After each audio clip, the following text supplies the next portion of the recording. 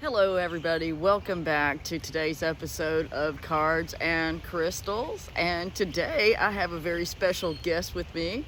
This is a very interesting crystal. It's a big one. It's about 297 grams. So this is a whopper, and I picked a big one because it's easy to see, right? And this one's very interesting because you notice right down the middle, it's a very unusual yin-yang crystal. It has the milkier sides on either side with the clear stripe down the middle. So it's a really interesting crystal. Wow, this one has some great energy too.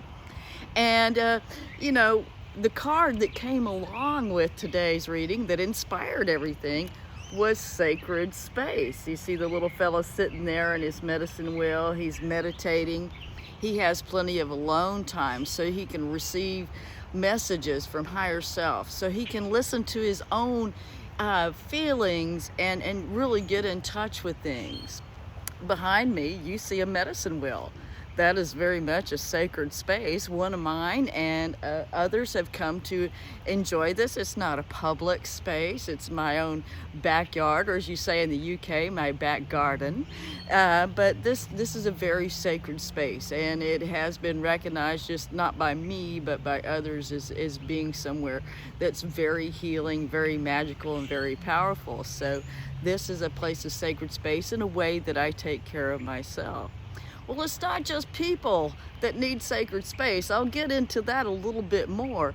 But what if you just bought this crystal and said, oh, hey, little crystal, you're so beautiful, and you always want to put it somewhere special. But as we get to know our crystals, when we first buy them, we have to develop a relationship with them before we can work with them. And the best way to do that is give them their own little sacred space. So come along with me and I'll show you how to set it up.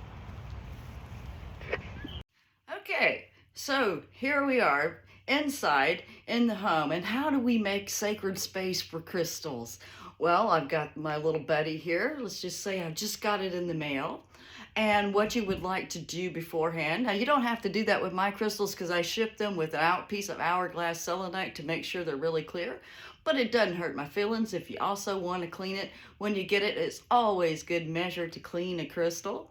There's no bad juju on my crystals, but hey, I totally respect the fact, Jack and I do, well, Jack Kitty here, respect the fact that everybody wants to set the energy for their crystals, and it's always wise to do so, especially if you buy them at a store or fair, or you get them from someone who is a wholesaler. You don't know where those crystals have been.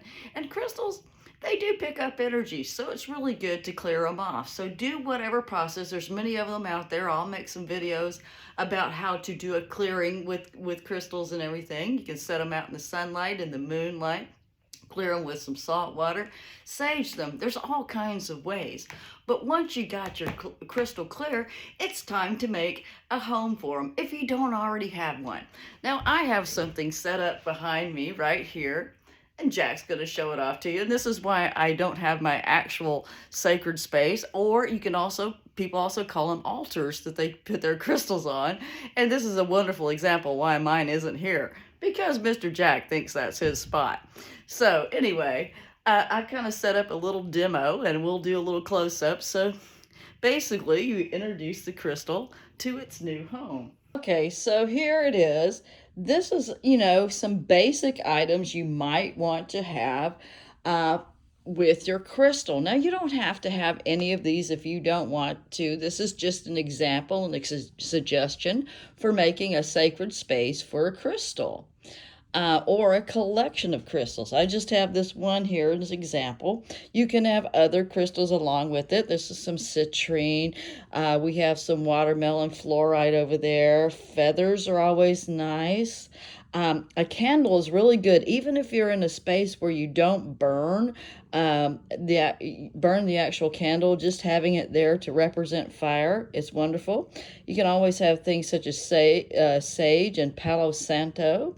This is an example of one of the sage bundles that I sell at Mytstic Hawk Crystals on Etsy. It has a little bit of hourglass selenite with a little crystal there, you know, just like a cleansing bundle. So the crystal is kind of already attuned to keeping the space clear and clean. But anyway, and then there's like a wand, so little sacred items. I also made that wand and wand stand. It's really cool. We get to see that crystals and plants, even these plants, have their sacred space. That is their space by the window. When I have the curtain open, I'm not making a video, they really enjoy being there. They get the light they need. So everything has its space and its territory. All the animals and crystals do too. But how about us humans?